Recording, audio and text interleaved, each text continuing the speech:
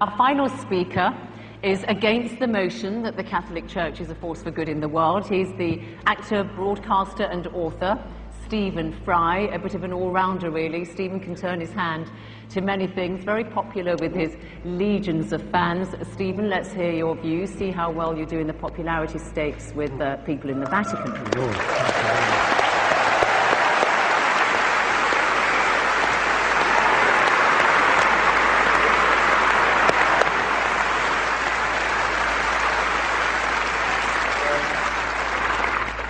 Ladies and gentlemen, there are occasions, as Gwendolen remarked, in The Importance of Being Earnest, when it becomes more than a moral duty to speak one's mind, it becomes a pleasure. And this is one such occasion with my trusty hitch by my side. I am very proud to be here, but also very nervous, very worried. I've been nervous all day, and the reason I've been nervous is quite simple, and that is that this motion matters to me. It matters to me greatly. It's not a joke, it's not a game, it's not just a debate. I genuinely believe that the Catholic Church is not, to put it at its mildest, a force for good in the world. And therefore it is important for me to try and marshal my facts as well I can to explain why I think that. But I want first of all to say that I have no quarrel, no argument, and I wish to express no contempt for individual devout and pious members of that church. They are welcome to their sacraments, they're welcome to their reliquaries and to their Blessed Virgin Mary. They're welcome to their faith, to the importance they place in it, to the comfort and the joy that they receive from it. All of that is absolutely fine by me. It would be impertinent and wrong of me to express any antagonism towards any individual who wishes to find salvation in whatever form they wish to express it.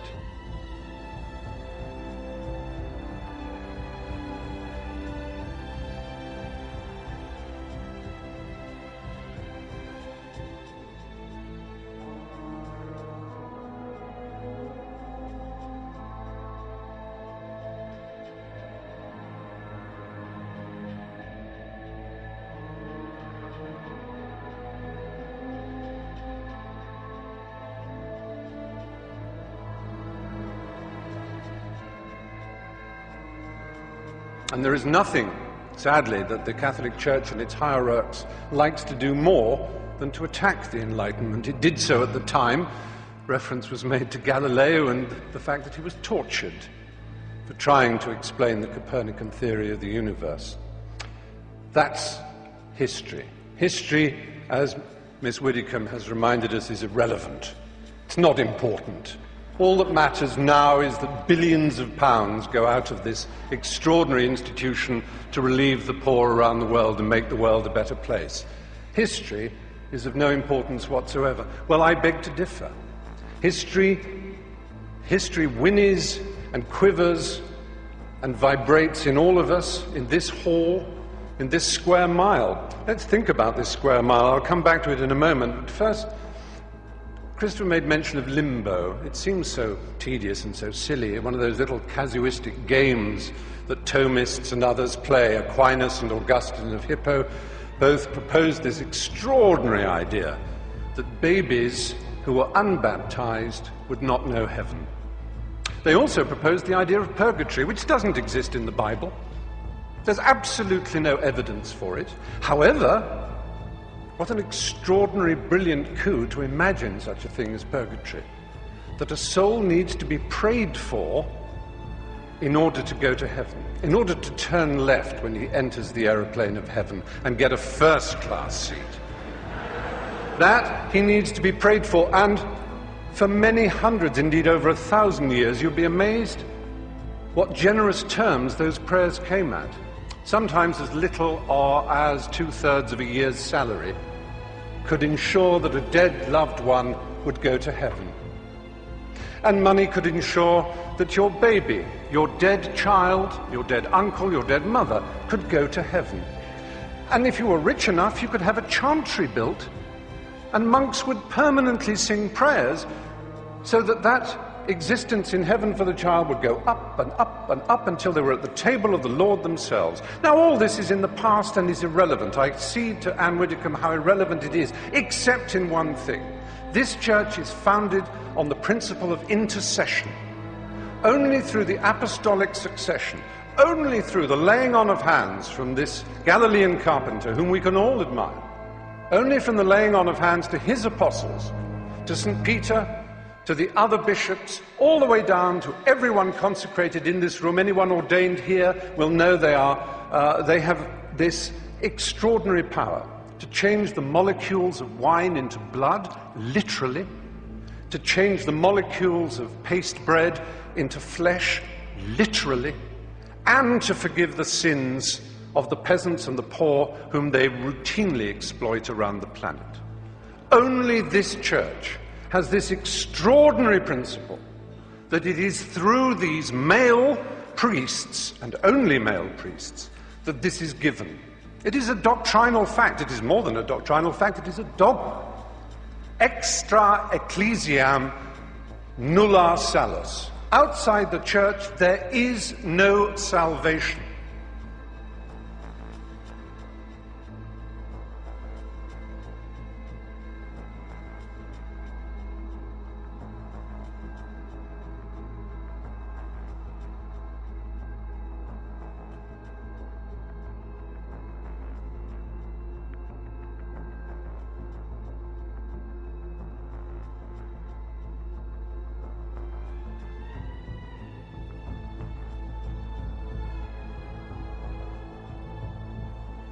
That is a dogma of the church that has been used to excuse all the missionary zeal, all the rape and torture of the Aztecs and the Incas, all the horrors of South America and Africa and the Philippines and the rest of the world, to which other churches and other cultures have also their guilt to admit.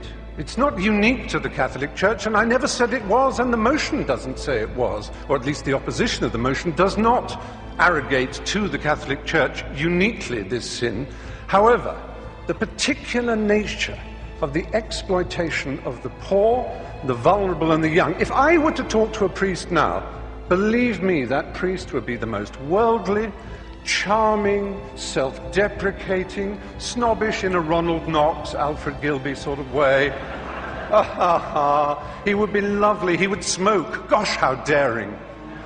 He would be a sort of ha-ha-ha priest, and the superstition and the nonsense that we read about of the church, it's absolute. Don't pay any attention, Stephen.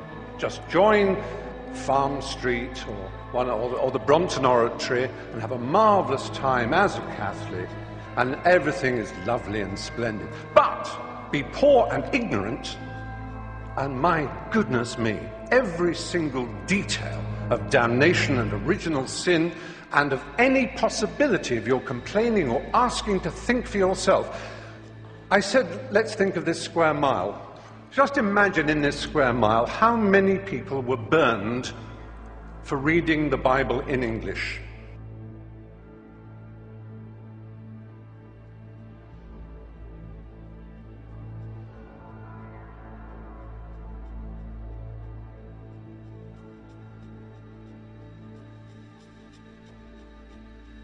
And one of the principal burners and torturers of those who tried to read the Bible in English here in London was Thomas More.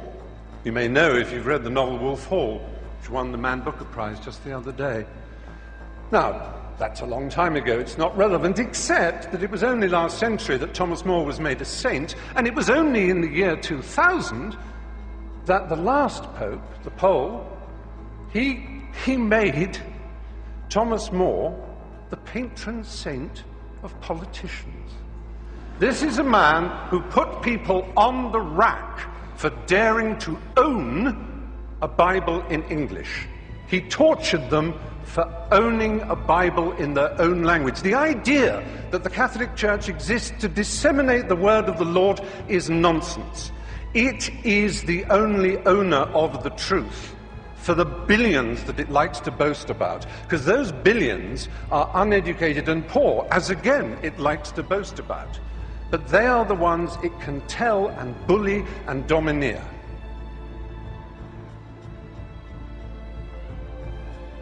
And then we come to children. Well, it's all very well to say the world didn't know better. The world had no knowledge of how dangerous crime how dangerous a crime child abuse was, I want to read you some of the words of Ratzinger, the current Pope.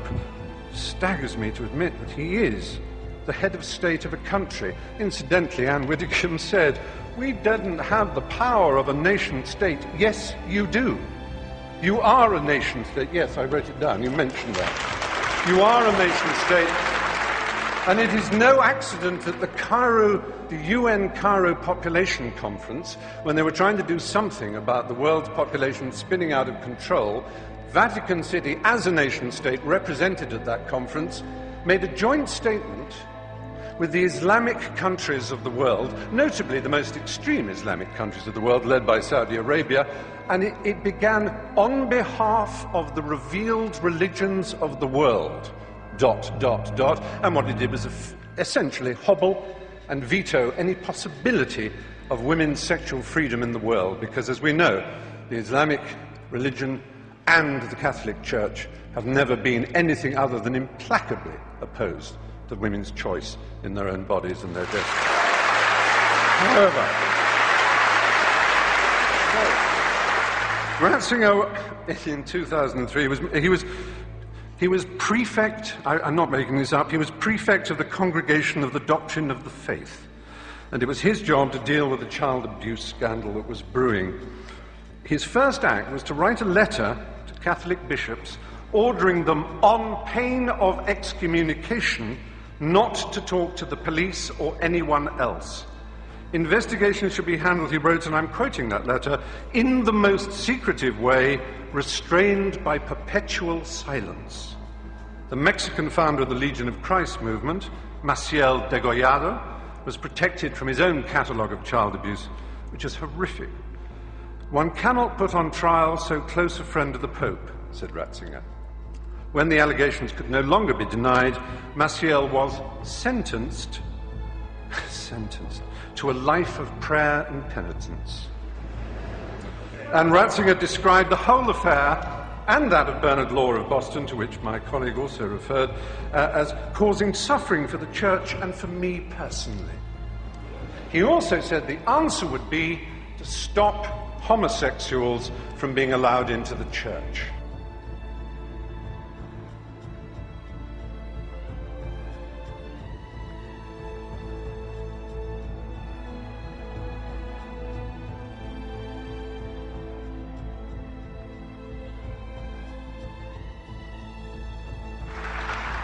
The kind of cruelty in Catholic education, the kind of let's not call it child abuse, it was child rape. The kind of child rape that went on systematically for so long. Let's imagine that we can overlook this and say it is nothing whatever to do with the structure and nature of the Catholic Church and the twisted, neurotic and hysterical way that its leaders are chosen. The celibacy, the nuns, the monks, the priesthood. This is not natural and normal, ladies and gentlemen, in 2009. It really isn't. I'm sorry.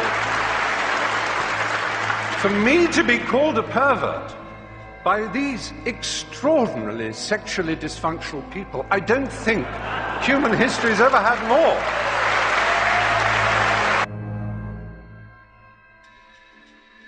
You do not need this imperial panoply of marble and gold. Do you know who would be the last person ever to be accepted as a prince of the Church? The Galilean carpenter, that Jew. They would kick him out before he tried to cross the threshold. He would be so ill at ease in the Church. That simple and remarkable man, if he said the things that he was said to have said, what would he think? What would he think of St. Peter's? What would he think of the wealth and the power and the self-justification and the wheedling apologies?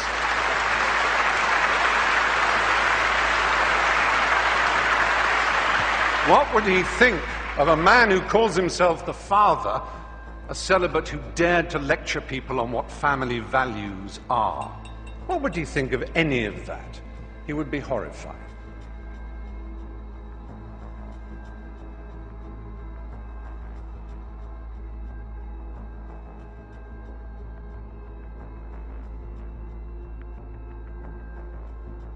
But there is a solution, there is an answer, there is redemption available for all of us and any one of us. And for the Catholic Church, funnily enough, I think it's a novel by Morris West. The Pope could decide that all this power, all this wealth, this hierarchy of princes and bishops and archbishops and priests and monks and nuns could be sent out in the world with money and art treasures to put them back in the countries that they once raped and violated, whose original systems of animism and belief and simplicity they told would take them straight to hell. They could give that money away, and they could concentrate on the apparent essence of their belief. And then I would stand here and say the Catholic Church may well be a force for good in the world. But until that day, it is not. Thank you.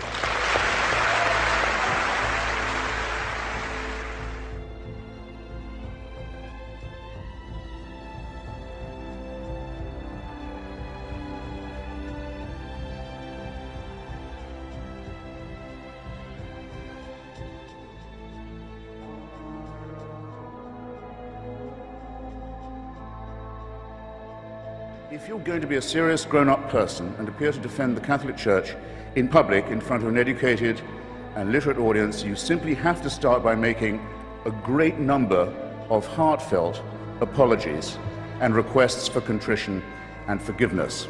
You're fully entitled to ask, brothers and sisters, who am I to say that?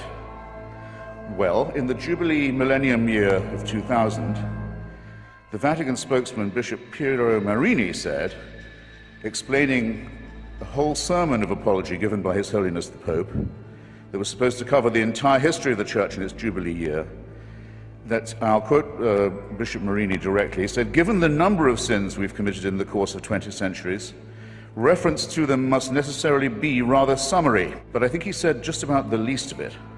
His Holiness on that occasion, it was March the 12th, 2000, if you wish to look it up, begged forgiveness for, among some other things, the Crusades, the Inquisition, the persecution of the Jewish people, injustice towards women, that's half the human race right there, and the forced conversion of indigenous peoples, especially in South America. And that followed a whole series of preceding apologies, or apologies, I would say, of a kind, made by the late Pope John Paul, who, it troubles me not at all to say, was a very impressive and serious human being.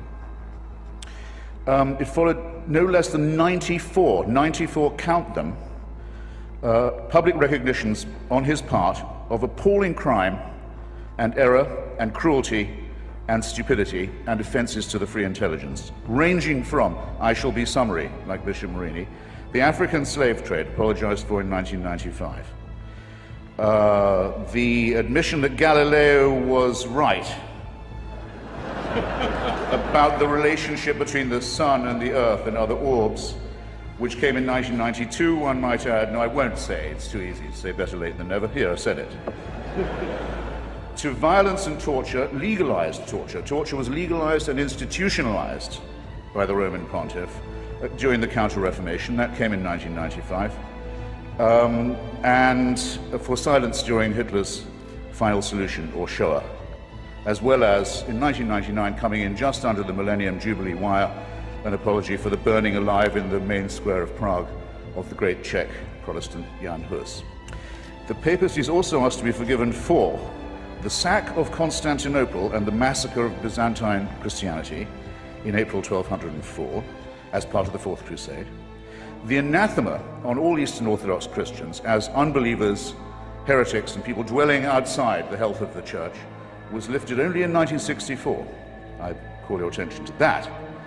He also expressed sorrow about the murder and forced conversion of Serbian Orthodox Christians in the Balkans during the Second World War. And it doesn't end there. There are smaller but significant, equally significant, avowals of a very bad conscience. These have included regret for the rape and the torture of orphans and other children in church-run schools in almost every country on earth, from Ireland to Australia. And I'm pleased to see that due reconsideration is now being given, and may in fact have been given, to the hellish, I choose the word carefully, doctrine of limbo, St. Augustine's cruel and stupid disposal problem, solution to a non-existent problem, that is to say, the destination of the souls of unbaptized children. Up until now, Catholic parents have been taught that's where their unbaptized children went, a form of torture that's sometimes worse than the physical. Now it seems that this piece of Augustinian sadism is undergoing reconsideration as well. But remember, this is from a church that, on the whole, cannot err. We still await a more direct admission. For example, I give some suggestions of my own while we're at it. I would like them to take back the Concordat made with Adolf Hitler, the first treaty he ever signed, giving the Church a monopoly over education in Germany in exchange for the dissolution of the Catholic Centre Party, to give the Nazi Party a clear run. I'd have apologized for the Lateran Pact with Mussolini, myself, also the first treaty ever signed by that fascist dictator. I would also think I'd want to reconsider the fact that Father Tiso, head of the Nazi puppet state in Slovakia, was a priest in holy orders, that the Croatian fascist puppet state, the Ustaša state of Ante Pavelić, was also operating under full clerical protection and disguise, as was the regime of General Franco and the dictator Antonio Salazar. And I'd also want, I really think I would beg forgiveness for this, I don't think the German church should have asked Hitler's birthday to be celebrated from the pulpit every year until he died. These are very serious matters, and they're not to be laughed off by references to the occasional work of Catholic charities. But I draw your attention not just to the apologies, ladies and gentlemen, but to the evasive and euphemistic form that they take. Joseph Ratzinger, the current Pope, considered by some, by Catholics, to be the Vicar of Christ on earth, says of Indians, of the Indians who were massacred in the course of conversion in Brazil, after the apology had been made to them, he said, nonetheless, it must be remembered that before we came to convert them, they were silently awaiting the arrival of the church. I don't think that's a very genuine kind of apology to you. In his comment, one of the few he's made, on the institutionalization of rape and torture and maltreatment of children in Catholic institutions, he said, it's a very severe crisis which involves us, he said, in the following: in the need for applying to these victims the most loving pastoral care. Well, I'm sorry, they've already had that. Where is Cardinal Bernard Law now? Where is he? Where is the Cardinal Archbishop of Boston, whose resignation was indignantly demanded, finally, by 50 members of the church and by the whole laity of Massachusetts, who also demanded his prosecution for the promotion and protection and covering up and apology for and defense of people whose crimes against children are too revolting to specify. And he's not in the jurisdiction of Massachusetts now, as perhaps you know. He's the Supreme Vicar of the Church of Santa Maria Maggiore in Rome, personally appointed by the Pope to that as well as many other important sinecures. And in 2005, this man, a fugitive from justice and from complicity in the filthiest crime that it's possible for a human being to imagine, was one of those voting in conclave. It's certainly not to be excused by the hideously false claim made by some Catholic conservatives that this wouldn't have happened if queers hadn't been allowed into the church. And it's the crime that cries out for punishment. The same euphemism comes in the term some Christians that is used in all the apologies about the Crusades, the Inquisitions, the anti-Semitic pogroms, and all the rest of it. It said some Christians fell into error. Some Christians allowed themselves to be deceived in this way and to act against the gospel. Well, anti-Semitism was preached as an official doctrine of the church until 1964. Do you think that might have something to do with public opinion in Austria and Bavaria and Poland and Lithuania? That the Jewish people were accused collectively as a people of deicide, of the crime of the murder of God in the figure of Jesus of Nazareth. And that anathema on them was not lifted until 1964, well after the perpetrators of the Holocaust had stood trial in secular courts and been rightly punished for their actions. How can this church say it has any moral superiority? It has difficulty catching up to what ordinary people regard as common moral and ethical sense, and it still can't make itself apologize properly, and I'll tell you why. Because, and I'll quote again from the encyclicals, it is said of the Crusades, of the complicity with the Holocaust, of the political and diplomatic alliance with fascism, of all of these things, it is said, well, violence was committed, but I'll stress this, I'll underline it, I'll quote directly, in the service of the truth. So how is an apology possible How is any understanding or undertaking or firm purpose of amendment to be allowed when the original sin, so to say, the radix malorum, the fons et origo, the problem in the first place, is the belief on the part of this church that it does possess a truth that we don't have, and it does have a God-given right to tell other people what to do, not just in their public, but in their private lives. And until that is changed, till that fantastic and sinister and non-founded claim is changed, these crimes will go on repeating themselves, being partially denied, partially admitted when it's too late to do anything else, and covered up. The only little candle of hope that our species does possess, our poor, bare, forked, primate, mammalian species, of whom you have two such splendid examples on this side of the house and not bad on the other tonight, is the unfettered intelligence, the method of free inquiry in philosophy and in science, and the refusal to admit that any one person can tell you not to do that. It's the one thing I might say I think is, if not sacrosanct or sacred, is, shall we say, essential. And the Church has always stood and still stands against it. Now, in the little time remaining to me, I'll just propose a few more apologies that we might hope to hear in the immediate future. Because there'll come a time when the Church will issue apologies and explanations and half-baked appeals for forgiveness for things it's still doing. The readmission as a bishop of Roger Williamson has long been a believer that, I'll put this shortly, that the Holocaust did not occur, but the Jews did kill Christ. In other words, genocide no, deicide yes. He was quite rightly excommunicated some years ago, along with several other members of his ratbag organization. But Joseph Ratzinger's invited him back into the communion because to him, having this man, this liar, this fraud, this racist, in the church is more important, because it's church unity, than the things that he said and done and continues to stand for. Is this not a crying scandal?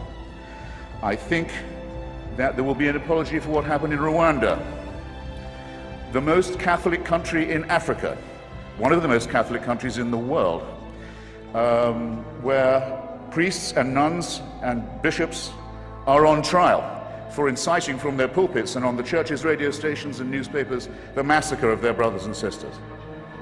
And the papacy was silent on this appalling occasion. In the presence of his grace, and I say it to his face, the preachings of his church are responsible for the death and suffering and misery of millions of his brother and sister Africans, and he should apologize for it. He should show some shame. Fourth, for condemning my friend Stephen Fry for his nature, for saying you couldn't be a member of our church, you're born in sin.